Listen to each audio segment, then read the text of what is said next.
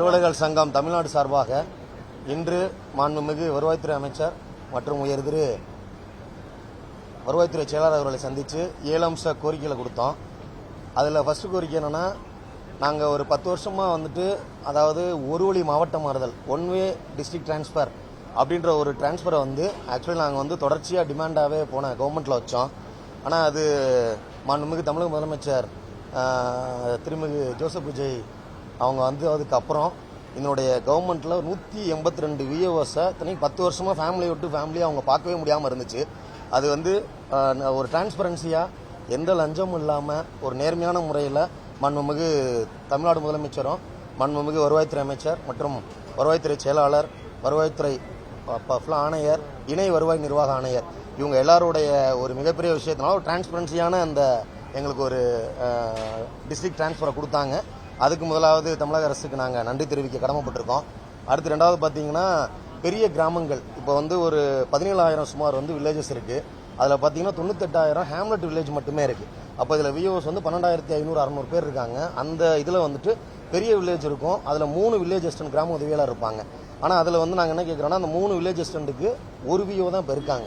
அதை நாங்கள் மாண்புமிகு வருவாய்த்துறை அமைச்சரை நாங்கள் சந்தித்து எங்களுடைய அடுத்த 2வது கோரிக்கையை நாங்கள் சொன்னோம்.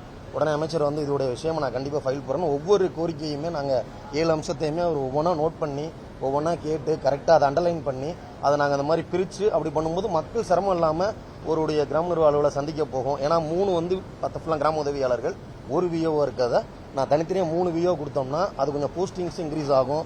ரெண்டாவது மக்களுக்கும் சில நலத்திட்டங்கள் அந்தந்த ஒரு விஓ மூலியம் ஊருடைய வில்லேஜஸ் மூலியம் பண்ணுறதுக்கு ஈஸியாக இருக்கணும்.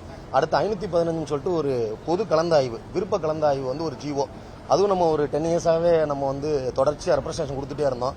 அதில் ஏகப்பட்ட குளறுபடிகள் பழைய 2008 போடப்பட்டது. அப்போ அந்த அரசாணையுமே நம்ம திருத்தி அமைக்கணும் அப்படின்னு சொல்லியிருந்தோம். அடுத்து கிராமங்களில் நிறைய இடத்துல குடியிருப்புடன் கூடிய வசதிகள் எதுவுமே இல்லாமல் இருக்குது. மெயினாக கழிப்பறை, பெண்களுக்கு பார்த்தீங்கன்னா அந்த மாதிரி ஒரு பாத்ரூம் ஃபெசிலிட்டியோ இல்லை வாட்டர் ஃபெசிலிட்டியோ சில இடத்துல இருக்குது, சிலது இல்லை. அதையுமே அமைச்சருடைய கனிவான கவனத்துக்கு நாங்கள் கொண்டு சென்றிருக்கோம். அமைச்சர் அதையும் நான் உடனடியாக மேலே இப்போ சிஎம்கிட்ட பேசி துறையுடைய செயலாளர்கிட்ட பேசி நான் நடவடிக்கை எடுப்பதாக உறுதியளிச்சிருக்காங்க. அப்புறம் ஒரு ஜாயின்ட் கவுன்சில் மீட்டிங்கும் 3 மாதத்துக்கு ஒரு முறை டிஸ்ட்ரிக்ட் கலெக்டர் அந்த அங்கீகரிக்கப்பட்ட அரசு அலுவலர்கள், ஆசிரியர் சங்கங்களை அழைத்து பேசணும்னு சொல்கிற ஒரு பிரதானமான ஒரு 10 அரசாணை 20 வருஷத்துக்கு முன்னாடி வந்தது. அதை போன இதில் ஒரு 6 மந்த்துக்கு முன்னாடி கொடுத்த விஷயத்தை ரிமாண்ட் பண்ணோம். சில இடத்துல மாவட்ட கலெக்டர்கள் அந்த விஷயத்தை ஏன் நடத்தணும்னா, அந்த ஒரு குறைதீர்ப்பு கூட்டத்தை நடத்தணும்னா லோக்கலுடைய அதிகாரிகள் பிரச்சனை, அதே மாதிரி லோக்கலில் உடைய பப்ளிக் இஷ்யூவை அந்த இடத்துல செட்டில் ஆகும். அதே மாதிரி 6 மாதத்துக்கு இருக்கும்போது துறையுடைய செயலாளர்கள் நடத்தணும். அடுத்து 1 இயருக்கு ஒருக்கா தலைமைச் செயலாளர் நடத்தணும். இதையுமே நம்ம மாண்புமிகு அமைச்சருடைய கனிவான கவனத்தில் நாங்கள் அதை கொண்டு சென்றோம். அதுக்கப்புறம் பார்த்தீங்கன்னா, நார்மலாக அந்த ஒவ்வொரு மக்களுக்குமே நலத்திட்டம் கொடுக்கறதுக்கு ஏகப்பட்ட நம்மளுக்கு அந்த ஒரு கணிசமான ஒரு டைமிங் ஃபுல்லாமே தேவைப்படுது. அப்போ அதுக்கு இருக்கும்போது ஒவ்வொரு விஓஸோடைய எண்ணிக்கையை கொஞ்சம் போஸ்டிங்ஸையும் இன்னும் கொஞ்சம் 2000-3000 போஸ்டிங்ஸை பண்ணிங்கன்னா, புதிய பணியிடங்களை உருவாக்குனீங்கன்னா அந்த பொதுமக்களுடைய திட்டங்களை செயல்படுத்த முடியும் அப்படின்றதையும் சொன்னோம். அப்புறம் இன்னொரு மிக மகிழ்ச்சியான விஷயம் என்னன்னா, இந்த உடைய கவர்மெண்ட் ஒரு நேர்மையான வெளிப்படைத்தன்மையான அரசாங்கத்தை நம்ம அந்த முதல்ல நான் சொன்னேன் ஃபர்ஸ்ட் பாயிண்ட் 182 விஓவுடைய ஒரு வழி மாவட்டம் மாறுதலே டிரான்ஸ்பரன்சியாக பண்ணாங்க.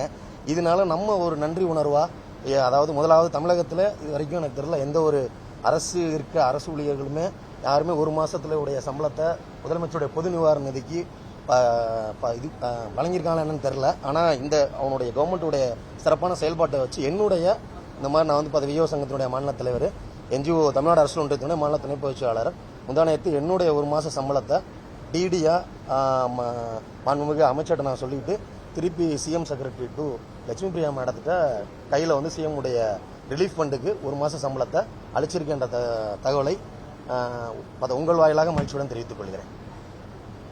இல்லை, நடைமுறை சிக்கல் எதுவும் இல்லை. இப்போது இந்த அரசு வந்ததுக்கு பிறகு ஒவ்வொருவரும் கரெக்டாக, இப்போ நீங்களே பார்த்துருப்பீங்க, தலைமைச் செயலகத்துக்கே கரெக்டாக ஒரு 10 மணிக்கு எல்லாருமே உள்ள என்ட்ரி ஆயிடுறாங்க. எங்கள் லெவலில் விஓ லெவலில் கரெக்டாக மக்கள் டெய்லி சந்திக்கிறாங்க. அதே மாதிரி வட்டாட்சியர் அலுவலகத்துக்கு என்னன்னா, அதுக்கப்புறம் ஆர்ஐ, அதுக்கப்புறம் டெப்டி தாசில்தார், அதுக்கப்புறம் 10 வட்டாட்சியர், இந்த மாதிரி போகிறாங்க. கூட்டங்கள் குறைக்கும் போது நாங்கள் எங்கள் லெவலில் மேக்ஸிமம் ஃபில்டர் ஆயிடுது. அதுக்கப்புறம் ஏதாச்சும் ஒரு பட்டாமரதெல்லாம் இப்போ ஆன்லைன் ஆயிடுச்சு, எல்லா சர்டிஃபிகேட் ஆன்லைன் ஆயிடுச்சு. அடங்கல் ஏதாச்சும் இந்த அக்ரி டயத்தில் கேட்டாங்க அப்படின்னா எங்கள்கிட்ட அது வாங்கிடுறாங்க. அந்த மாதிரி சிக்கல்கள் இது வரைக்கும் இல்லை. இந்த அரசு வரும்போது அது எல்லாமே ஒரு புரோட்டோகால் படி கரெக்டாக அந்த விஷயத்தை போயிட்டு இருக்கு. அதனால் அதில் ஒரு பெரிய இஷ்யூ.